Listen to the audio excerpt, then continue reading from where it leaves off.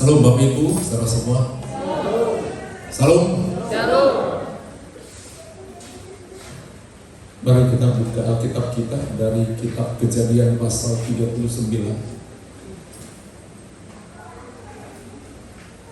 Ayat pertama sampai ayat yang kelima.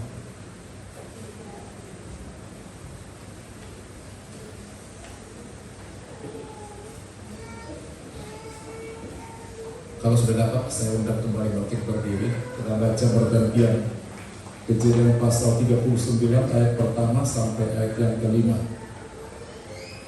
Yusuf dibawa ke Mesir. Lalu Potifar, seorang Mesir, pembesar Fir'aun, kepala pengawal raja, membeli dia dari tangan orang Ismail yang membawa dia ke sana.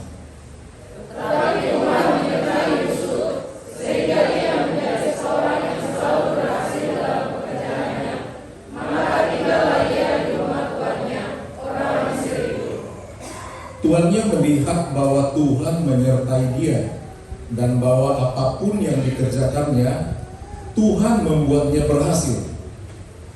Maka Yusuf mendapat kasih tuannya, dan dia boleh melayani dia. Maka Yusuf diberikannya kuasa atas rumahnya, dan segala hidupnya diserahkannya pada kekuasaan Yusuf. Sejak Yusuf diberinya kuasa dalam rumahnya dan atas segala miliknya, Tuhan memberkati rumah orang Mesir itu karena Yusuf, sehingga berkat Tuhan ada di atas segala miliknya, baik yang di rumah maupun yang di ladang. Silakan dulu. Yang berbahagia adalah mereka yang mau mendengar firman Tuhan, merenungkan dan melakukannya, dan pasti akan mendapat berkat melalui firman Tuhan itu. Saudara, keberhasilan bukan datang sendiri, memerlukan satu usaha perjuangan, jatuh bangun. Ada kalanya orang bilang sampai berdarah-darah untuk mendapatkan keberhasilan. Dan keberhasilan itu macam-macam.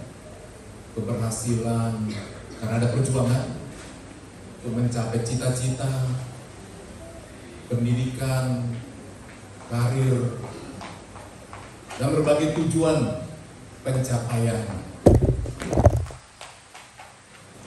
Untuk bisa semuanya berhasil bukan mudah. Ada kalanya orang berhasil di pendidikan tapi tidak berhasil dalam karir. Padahal pendidikannya lumayan tapi tidak berhasil. Ada orang pendidikannya pas-pasan, tapi karirnya bisa. Ada orang sederhana hidupnya, tapi keluarga rumah tangganya bahagia. Ada orang sangat kaya raya, semua ada, tapi tidak bahagia. Saudara, keberhasilan merupakan impian banyak orang, tapi tidak selalu impian itu terjadi. Orang bisa bermimpi, saya nanti kalau berumah tangga menikah dengan si A pasti akan bahagia. Kami akan membangun ini, itu, dan lain sebagainya. Tapi bisa putus di jalan, bisa bubar. Ya, macam-macam. Nah, kita lihat juga pergumulan dari seorang yang bernama Yusuf. Yusuf ini termasuk anak yang paling kecil setelah Benjamin. Anak Yakub, 11 bersaudara. Seorang yang perawakannya lumayan. Anak Yakub ada Ruben, Simeon, Lehi, Yehuda, dan Naftali, Gad, Aser, Isakar, Zebulon, Yusuf, Benjamin. Dia anak yang sangat disayangi ayahnya. Saking sayangnya, diberi dia pakaian yang sangat indah. Sangat indah. Itu adalah hak orang tua, diberikan pakaian yang sangat indah. Dan karena dia termasuk anak yang kecil dibanding kakak-kakaknya, Kakaknya bertugas ke ladang, bekerja. Tetapi kalau mereka udah jam makan, selalu Yusuf disuruh ayahnya, anakku bawa bekal makanan sama kakakmu, abangmu yang ada di ladang. Saudara, dalam hidup ini, selain kita ingin berhasil, kita harus punya mimpi. Ya, kita harus punya mimpi. Dan mimpi jangan hanya mimpi hayalan, tapi mimpi yang harus juga kira-kira bagaimana mengerjakannya. Jangan hanya hayalan. Banyak orang berandai-andai. Andaikan aku terbang ke bulan, enggak mungkin. Andaikan aku punya sayap, akan terbang. Akan kupetik bulan, kuberi kepadamu tanda cintaku. Akan ada itu, saudara. Yusuf satu kali bermimpi. Mimpinya saudara, pas semuanya sedang memanen berkas gandum, semua berkas-berkas saudaranya, kan mereka 11, semuanya berkas Yusuf di tengah-tengah. Tiba-tiba semua berkas-berkas saudaranya, abang-abangnya bergerak menyembah. Dia bingung. Oh, amin, mimpi dari Tuhan. Mau jadi apa aku ya? Seperti itu. Kemudian juga di langit dianya, itu bintangku. Kita semua punya bintang, saudara. Mau bersinar tergantung sama saudara. Karena menentukan mau bersinar enggak? Mau masa depan bersinar, hai pemuda remaja, kalian yang menentukan. Dan ketika pada malam itu dia lagi, rupanya juga bintang-bintang saudaranya, kerlap-kerlipnya, ya, menyembah sama dia juga. Itu mimpi, tapi itu kode. Tapi dia begitu berpikir, apa makna ini? Apa rencana Tuhan samaku? Bukankah kalau diarti-artikan itu gandum, bagian daripada kehidupan yang membuat menjadi roti makanan. Bintang adalah juga penunjuk harapan, pertolongan yang sangat tinggi. Tapi dia menjadi sukacita menceritakan mimpinya. Dia cerita kepada ayahnya, Pak, aku mimpi begini. Salah tidur mungkin itu, banyak kau menghayal. Keseringan kau nengok kakak kamu di ladang. Tapi dia tetap meyakini itu mimpi. Dan dia juga cerita sama saudara-saudaranya, woi bang, aku mimpi gini. Langsung mungkin dilempar, kau pikir siapa kau? Sampai kami semuanya menyembahmu. Satu kali dia disuruh mengantar makanan bontok sama saudaranya 10 orang. Dari jauh dilihat saudara-saudaranya, abang-abangnya, kata Yusuf jago mimpi. Nanti mau cerita lagi diulang-balik, itu lagi mimpi. Langsung mereka bisik-bisik, gimana si pemimpi itu? Benci kali aku menengok dia. Yang satu bilang janganlah, itu kan darah daging kita, saudara kita juga. Tidak, kita bunuh. Yang lain lagi bilang janganlah dibunuh, sayang kali. Ya kita bilang aja dimakan binatang buas. Nanti bajunya itu iri kali aku nengok dia, cantik kali. Kita nggak pernah dibelikan bapak seperti itu. Kita ambil, nanti kita taruh darah hewan biaran kita ini, kita potong satu. Mana tahu tuh bapak. Kasih kita leluri, nanti kita bilang bahwa Yusuf terkam binatang. Seperti itu. Saudaranya yang lain, Ruben bilang tak boleh kayak gitu. Mending kayak gini lah. Kalau memang kalian iri kali sama adik itu, sama saudara kita itu, kita jual aja di mana? Oke, jual. Jadi kemana kita jual? Saudara, pada zaman itu manusia bisa dijual. Sama seperti dagang, bisa dibeli. Sama dengan barang-barang. Dan kalau udah dibeli, suka tuannya, mau barang itu dipakai, mau barang itu dibuang, gak suka lagi. Itu hak karena telah dibeli. Itu sebabnya dalam kisah Tuhan Yesus, kita telah dibeli dan harganya telah lunas dibayar. Ketika dibeli, nyawa mesti melayang. Darah Yesus, kita menjadi milik Tuhan, telah dibeli dan harganya telah lunas dibayar. Kita dahulu terbuang, diperhamba oleh dosa, tapi kita telah dibebaskan oleh Tuhan. Jadi saudara, harga Yusuf jatuh. Yang tadinya disayang, yang tadinya punya pakaian mahal indah, jatuh, dilepas pakaiannya, menunggu pedagang datang, memasukkan ke sumur yang kering. Pas masuk sumur, saudaranya yang lain merasa kasihan, aduh adikku nih sempat mati, nanti nunggu laku. Pas saudaranya sedang pergi, dilepaskan juga. Akhirnya lewatlah pedagang Ismail, lewat dengan untanya, mau pergi ke kota, ke Mesir. Itu pedagang, mereka lagi berdagang apa itu ya?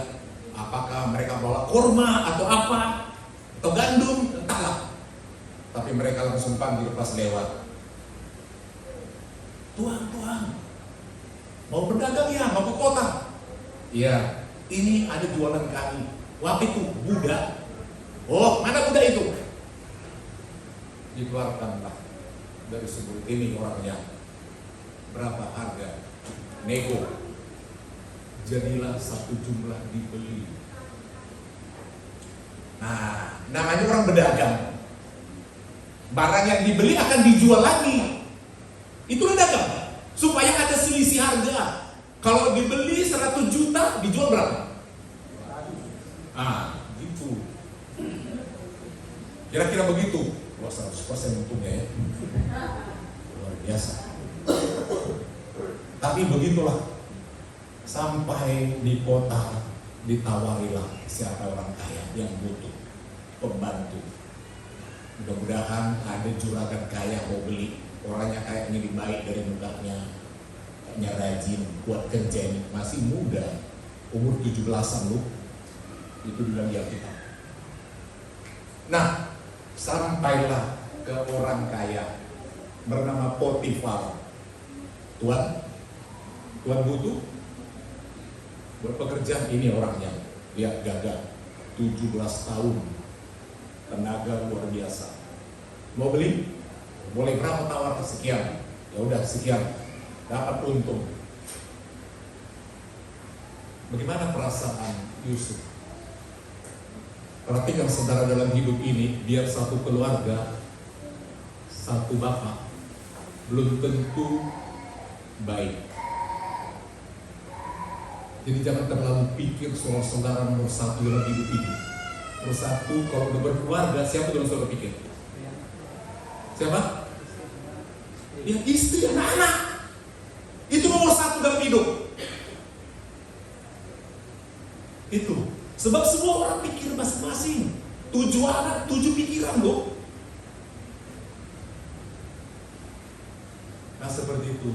Aduh, semangatnya ini Tuhan yang kasih mimpi dihormati. Kebalikannya Tuhan. Saudara jangan lupa, dalam hidup ini selalu sepertinya seperti itu. Sepertinya seperti itu, tapi jangan pernah berhenti bermimpi. Jangan pernah berhenti untuk berusaha untuk lebih baik. Dia punya di hati, Tuhan kalau ini memang dari mimpi, biarlah ini menjadi satu proses. Tega memang saudaraku. Nah, ada lagi harga ini kayak barang saja aku dijual. Ya. Difitnah, dibilang aku telah dibunuh. Bagaimanalah perasaan bapakku? Selama ini bapakku sangat sayang sama aku, dibesarkan, dimanja, dikasih ini. Aku tidak tahu lagi melihat perasaan bapakku. Seperti itu. Tapi dia tetap tenang. Tentu ada duka, kecewa di hati yang sangat berat. Dalam hidup ini kita bisa mengalami seperti itu. Ini saudara mengenai keberhasilan ya. Keberhasilan, bagaimana caranya supaya mendapatkan keberhasilan itu? Saudara, ada kata Yusuf dibawa ke Mesir dari Kanaan. Kanaan adalah gambaran sesuatu yang baik. Tetapi di tempat yang baik itu pun bisa datang kesulitan. Dan dipindahkan ke Mesir. Mesir adalah gambaran dunia, gambaran dosa, gambaran kuasa kegelapan. Bukankah bangsa Israel juga pernah dibuang ke Mesir? Mereka diperhamba. Darah sampai dia di sana, mulailah dia bekerja di rumah Potifar, orang yang sangat kaya raya. Dikatakan dalam hal ini Firaun, seorang Mesir, pembesar Firaun, kepala pengawal raja. Kalau sekarang siapa itu kepala pengawal presiden? Apa namanya? Kepala pengawal presiden, pam presiden. Selalu siap, ada bosnya mengatur. Kamu yang bertugas buat sekarang ini, ring 1 sekian orang ya, ring 2 sekian orang. Jadi dia bosnya yang mengatur, kepala pengawal. Dia mengatur strategi kemanapun, ke negara manapun. Kepala pengawal, jadi sangat hebat, orang kepercayaan, nomor 1 setelah raja. Dikatakan dalam ayat ini, membeli dia.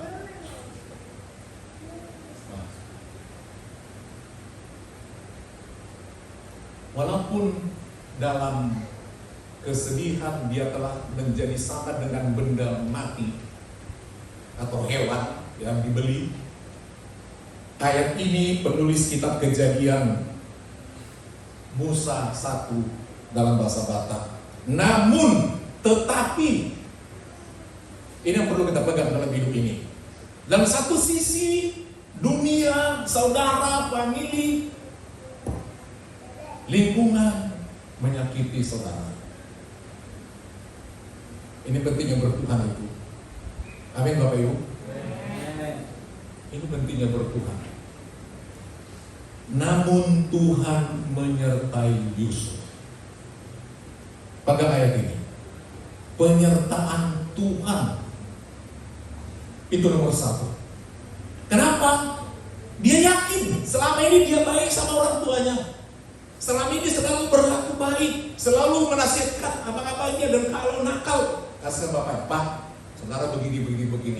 Makanya dia selalu diiri. Bukan dia benci sama saudaranya, tapi supaya mengingatkan ke bapaknya bahwa abang-abang itu kurang bagus.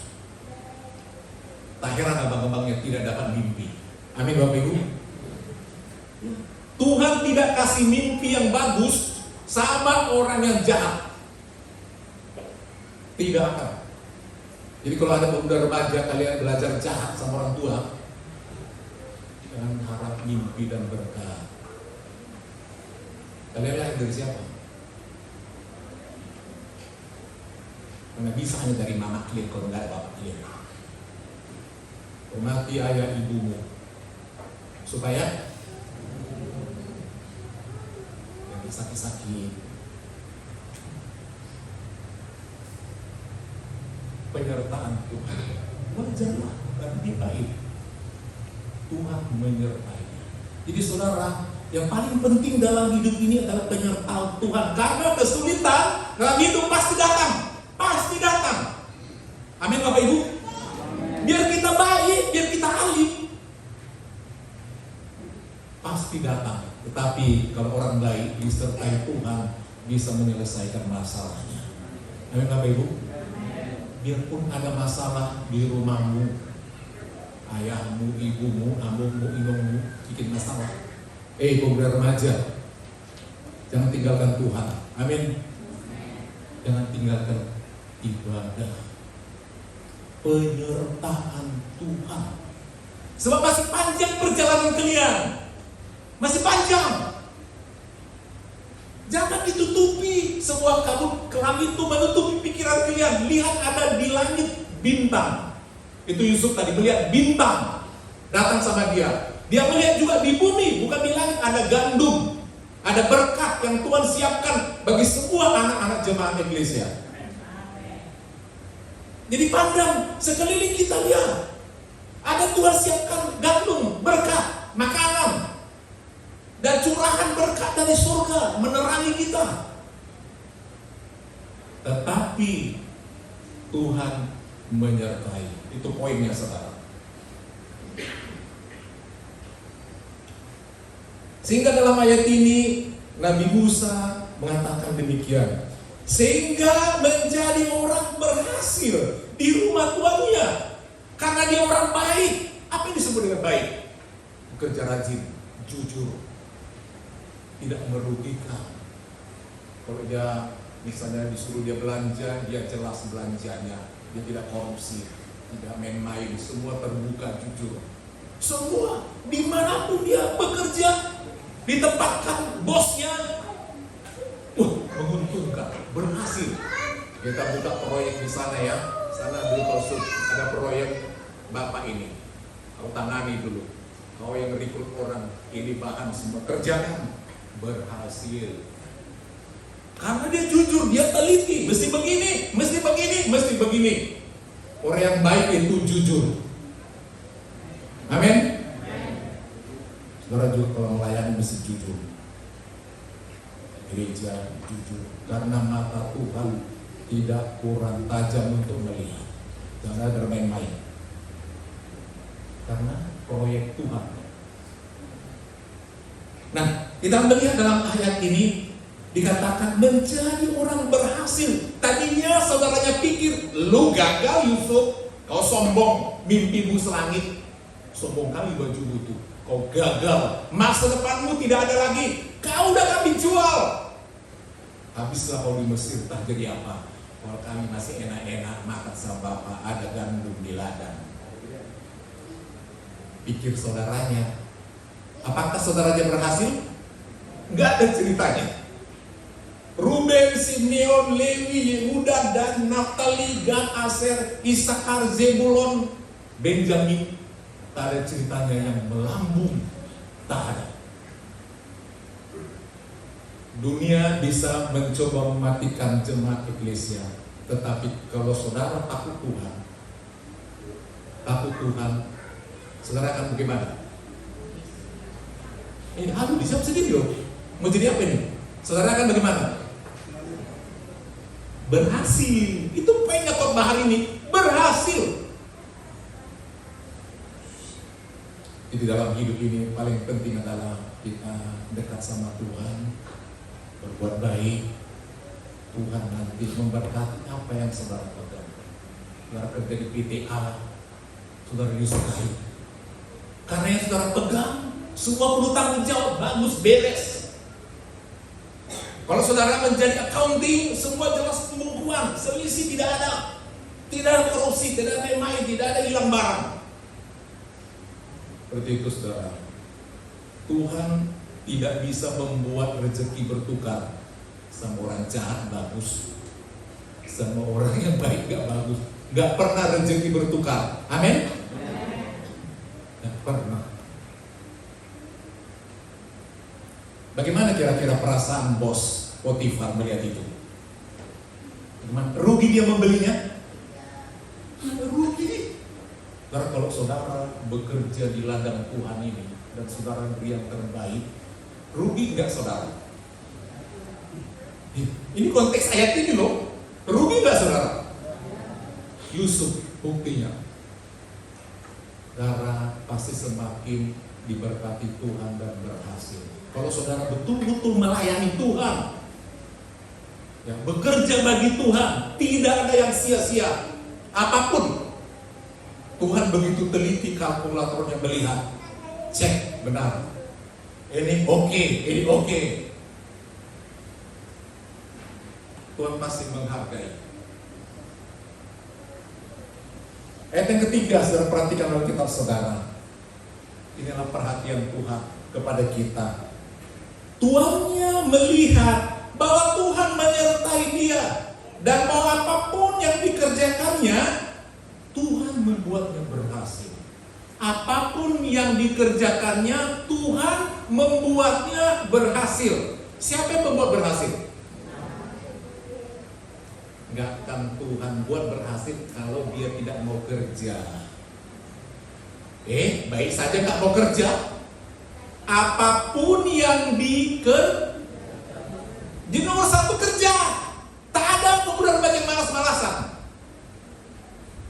Ya, semua kita mau di rumah, mau jadi ibu yang baik, rajin. Kalau nggak sakit gula. Ya.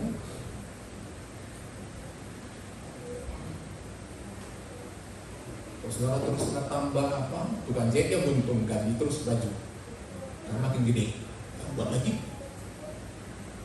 Tambah lagi.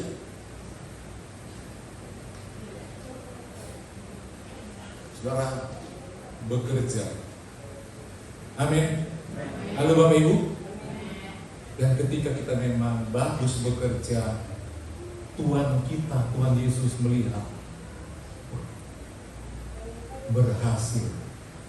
Dan kalau berhasil semuanya, rugi membeli, naiklah gaji, naiklah posisi. Amin. Naiklah posisi. Tapi walaupun udah diberkati, iblis tidak tinggal diam. 17 tahun Nyonya Potifar mulai main mata. Tidak ada di sini Nyonya Potifar? Tidak ada? Karena tidak ada Tuan Potifar. Nah, ganteng kali pembantu Poni. Umur berapa kau? 17 tante. Jangan panggil tante. Namaku ini. Dirayu. Gagal hari ini, besok rayu. Kiat ini gak berhasil, pasang kiat baru. Tak dapat. Oh, tak dapat. Mending sekali ku hancurkan. Fitnah dia. Paksa, gak mau dia sama aku. Tarik baju sampai koyak. Kesal dia. Hanya dia menjerit, tolong ini budak ini yang dibeli. Orang Israel ini, orang Ibrani ini bikin kacau. Aku mau digagalinya. Sampai kepada tuannya, Om Potifar yang sangat sayang dan percaya sama dia, merasa kecewa. Pura-pura baik kau selama ini, aku naikkan ini, semua ini. Memang semua kau menguntungkan, tapi ini kau kurang ajar. Akhirnya dia dimasukkan ke dalam penjara kerajaan. Darah, kita bisa berbuat baik, tapi iblis tidak senang. Ada di sini jemaat yang suka memfitnah, menjelekan orang, menggosip. Itu kawannya Nyonya Potifar. Kawan Nyonya Potifar. Jangan bersahabat sama Nyonya seperti itu. Masuklah dia ke penjara. Waktu di penjara, dia tidak kecewa sama Tuhan. Dia tidak menjadi berhenti berdoa. Walau di penjara tidak membuatnya lari dari Tuhan. Dia tetap bekerja seperti biasa. Ya namanya di penjara, apa yang bisa dikerjakan? Suruh masak, dilihat sama kepala dapur. Hebat kali kawan ini, pintar kali, semua ini. Udah kalau pemimpin, kau cocok bikin menu ini semua hemat, praktis, bersih, sehat. Udah kau. Untuk minumnya juga dia olah. Bagus sekali. Kau lah mengatur semua ini, sekian ribu narapidana ini. Kau punya wibawa. Semua menjadi bagus. Dia menjadi bos, bukan lagi dia di penjara harus dirantai. Dia dapat makan enak. Hanya tempatnya di penjara. Dia diberkati di penjara. Amin Bapak Ibu. Saudara, orang bisa membuang saudara terbelenggu, udah biar di situ kakinya nggak ada lagi. Jangan pernah lupakan Tuhan, menyembah, bekerja yang terbaik. Dan karena dia menjadi disayangi di sana, satu kali orang istana masuk penjara, juru minum. Pendek cerita, mimpi dikasih tahu, dan yang pulang juru minum pulang kembali, dan dia bilang, ya, kalau kau nanti udah bebas, kasih tahu sama raja ya, sama Firaun juga, bahwa aku tidak pernah berbuat tidak senonoh sama nyonya itu, tidak pernah. Dan karena kau nanti udah diberkati kembali ke posisimu, nggak jadi pecat, ingat aku ya, lepaskan aku. Tapi rupanya berharap kepada manusia, seperti kata pujian, sia-sialah. Ada lagu pujian itu kan? Berharap pada dunia, dia nggak dapat apa-apa. Sakit hati dia hanya berpikir belum waktunya Tuhan.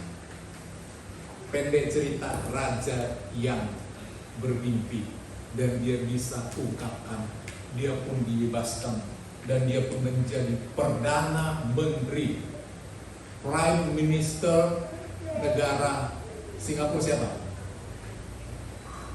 Ya pun tetangga kita. Lu anak muda, siapa perdana menteri Singapura? Perdana Menteri Malaysia. Muhammad.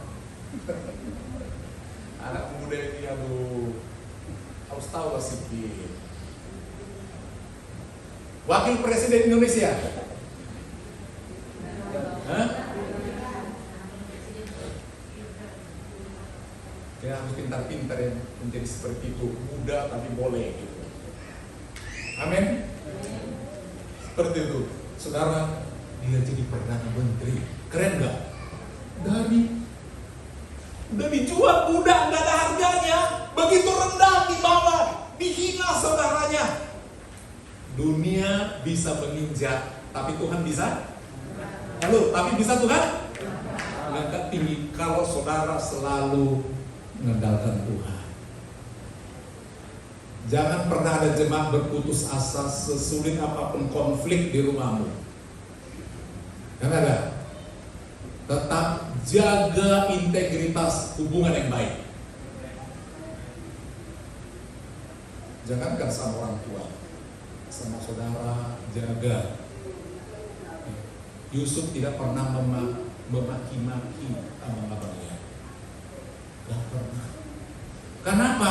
Kita butuh berkat Tuhan. Kita bisa benci sama orang, tapi kalau Tuhan bilang jangan, itu berkat pun gak jadi sama kita. Kenapa? Berkat Tuhan yang menjadikan. Itu yang mau kita nanti. Kalau kita mau diberkati secara memang kita harus jaga integritas satu dengan yang lain.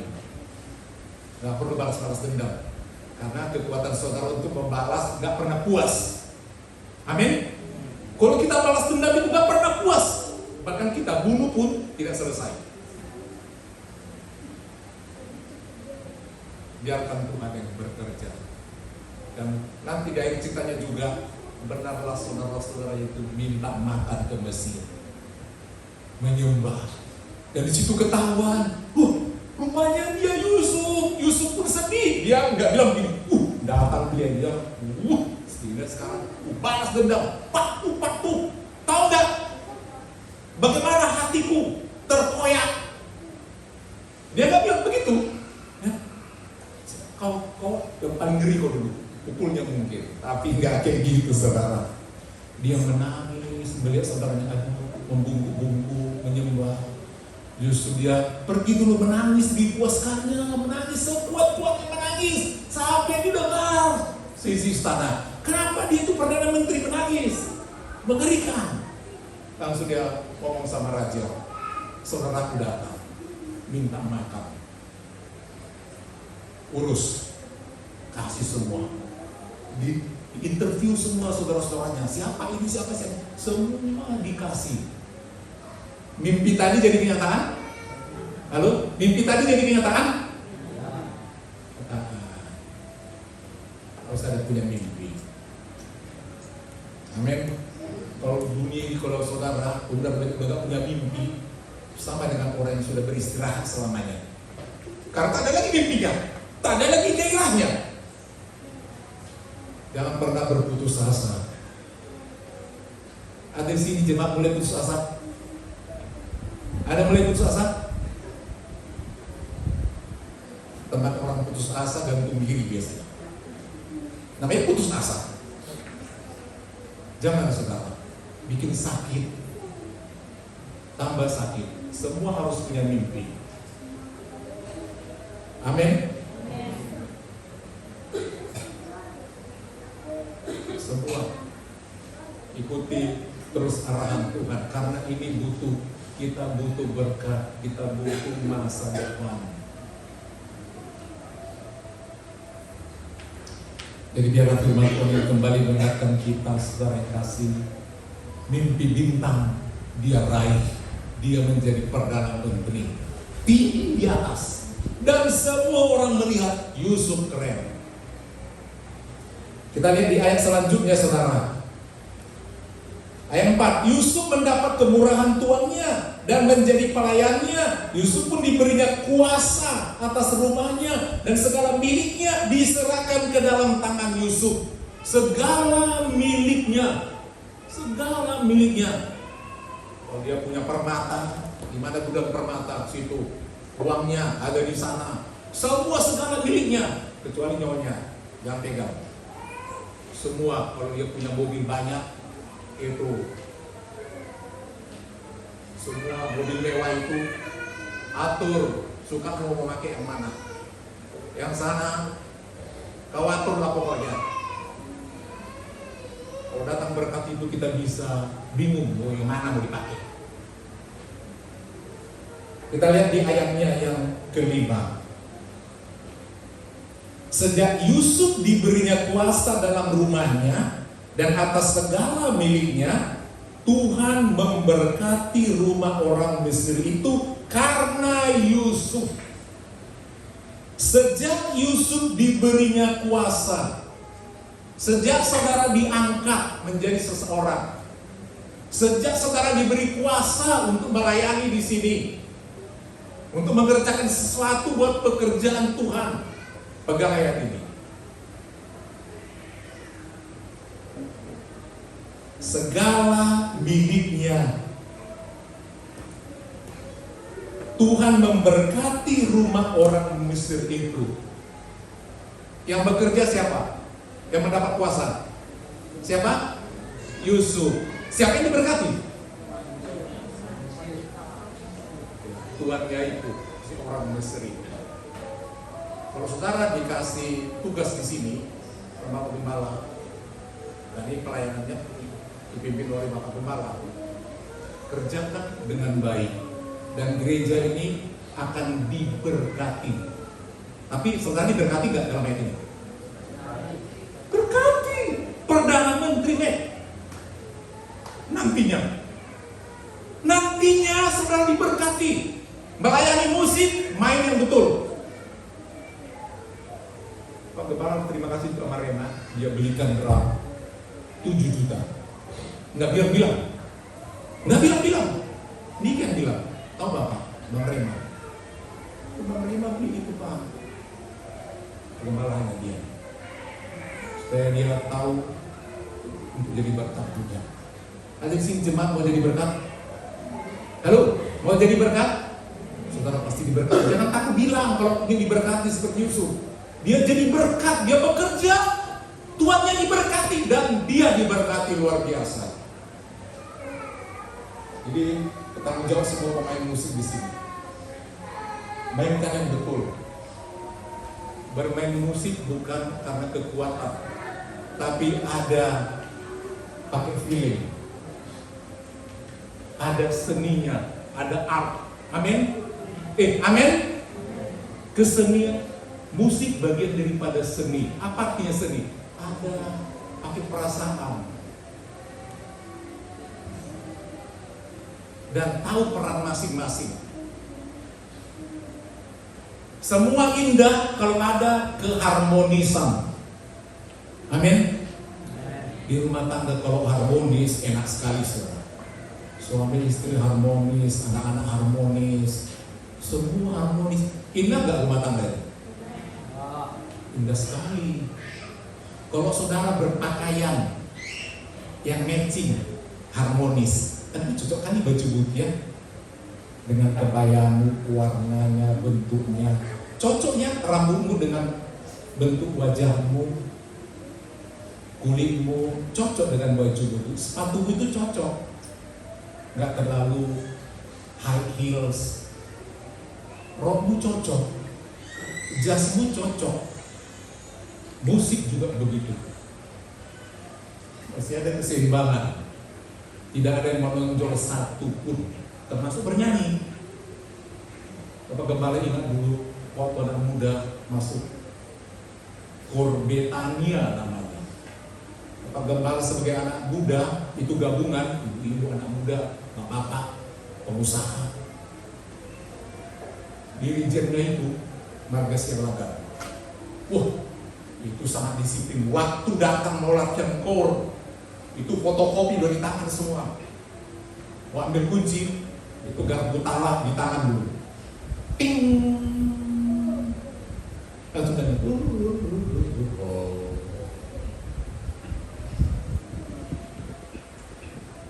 Itu dia arti satu-satu. Dan ketika bernyanyi, semua suara keluar, dia mendengar keharmonisan. Mesti terdengar suara satu, terdengar suara dua, terdengar suara tiga. Nanti ketika dia pas lagi kor begini kan, itu gunanya dirijen. Kalau misalnya mau disuruhnya lembut, yang suara sangat terlalu tinggi, aduh lembutnya tangan itu, kita pun tahu diri. Bisa dikuatkan. Terus katanya mau serentak, wah, kita pun bernyanyi itu mata ke dia terus.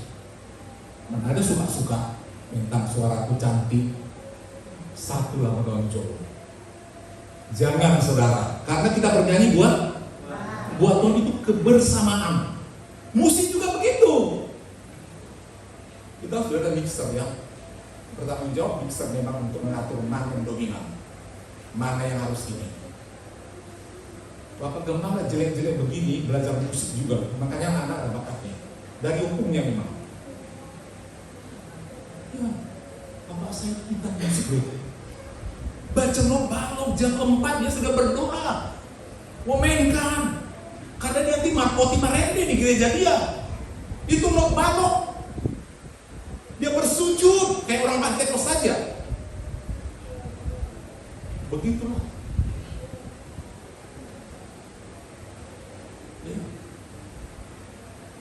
Kakak saya sampai ke Kanada karena pintar menorok dan bernyanyi. Pertukaran Pemuda Indonesia Kanada 1975.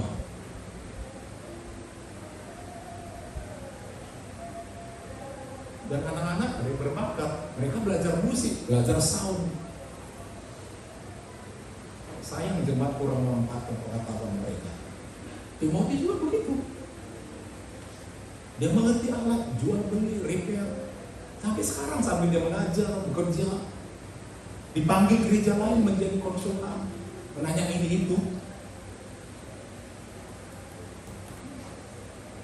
Satu kali Bapak Gembala ikut vokal grup trio kami, mau nyanyi di Medan Fair. Tahu Medan Fair? Enggak ada lagi sekarang. Kami kalau menyanyi sana udah belajar itu. Karena kami ada restoran di Hongkong bernyanyi jelek-jelek gini, Bapak Gembala penyanyi dulu, walaupun nggak laku.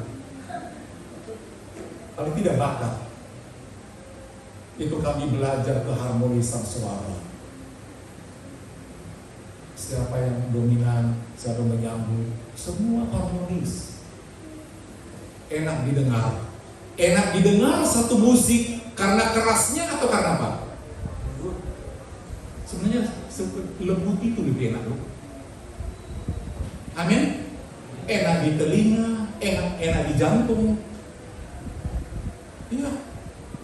Itu sebabnya menurut penelitian dokter, seorang ibu hamil disarankan selalu mendengar musik klasik. Jauhkan musik rock dan keras sigar-sigar. Musik yang lembut, kalaupun musik rohani yang lembut, jangan kuat. Tempel. Boleh juga hanya mendengar anaknya nanti pintar, dan penuh pertimbangan. Ini buat yang anak muda ya, nanti kalau kalian ada program. Amin. Kalau ibu-ibu yang udah tua jangan lagi pasang program, bahaya, risiko. Dan biasanya orang yang musik bagus, pintar matematika, itu ada korelasinya katanya. Bukan karena jenis kelamin. Dulu Pak Gembala waktu masih remaja, banyak sekali grup band wanita yang Bapak Gembala ingat itu Pretty Sisters. Ada pernah dengar itu? Pretty Sister, main gitar, main semua cewek itu banyak penyanyi grup band wanita. Sekarang ini hampir nggak ada yang ngetop ya. Semuanya musik pun gender sekarang musiknya semua hingar-bingar. Baru mulai banyak bingar. Kalau dulu semua lengkap. Lomba musik roncong ada. Lomba musik seriosa ya? Seriosa ya? Iya. Nah, lomba musik seriosa. Kan banyak penyanyi-penyanyi seriosa itu yang sudah meninggal, itu Teti Manurung. Itu penyanyi seriosa. Kalau dia udah bernyanyi seperti malaikat sedang turun. Kalau keroncong memang membuat kita ngantuk, tapi enak.